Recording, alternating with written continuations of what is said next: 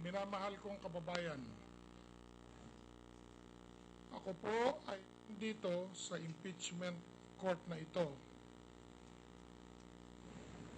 upang tumupad sa aking pangako sa sambayanan na ako ay magpapaliwanag ng lahat.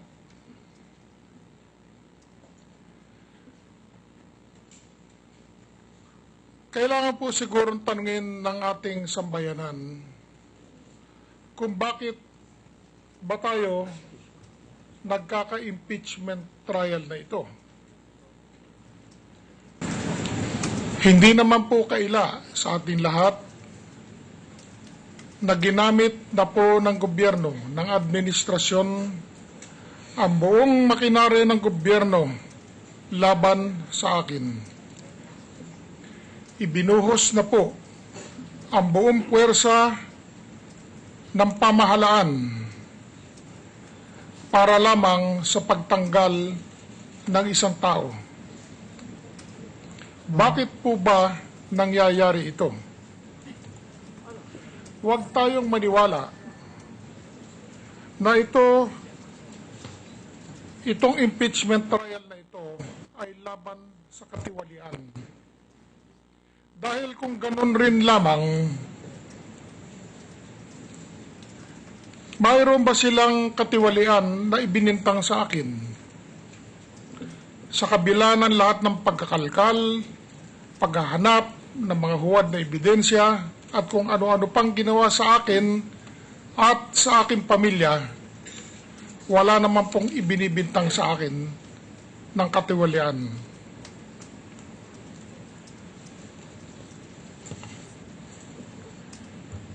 Ako po ba ay hadlang? Ako po ba ay sagabal sa kung ano o kung kanino? O dili kaya'y tinik sa lalamunan ng ninuman?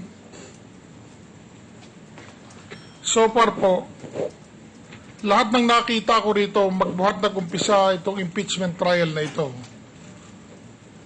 ay hatred, galit sa isang tao, benggansa sa isang tao. Kailan po ba tayo matututo sa lahat, sa kabuuan ng kasaysayan ng Pilipinas? Parati na lang pong ganito nangyayari. Hindi po ba tama sabihin ko na ngayon, tama na ang pagkawatak-watak ng ating bayan? Hindi po ba itong dahilan, itong mga hidwaan, itong mga galitan na ito, ang dahilan kung bakit hindi na tila hirap na umusad ang ating pamahalaan? Ibig ko pong sabihin, sa ating kasalukuyang administrasyon, hindi pong lahat ng hindi kaalyado ay kalaban. Hindi po lahat ng hindi kasama ay hindi pwedeng maging katuwang para sa ikabubuti ng sambayanan. Hindi dapat, hindi porket hindi magkapareho ng kulay ay hindi na Pilipino. Bakit po ba ganito na lang ang galit sa akin nitong kasalukuyang administrasyon ni Pangulong Aquino? Ano ba ang kasalanan ko sa kanya? Ano ba ang kasalanan ko sa bayan? Wala akong pagkakasalang alam ko. At yan ang dahilan kung bakit ako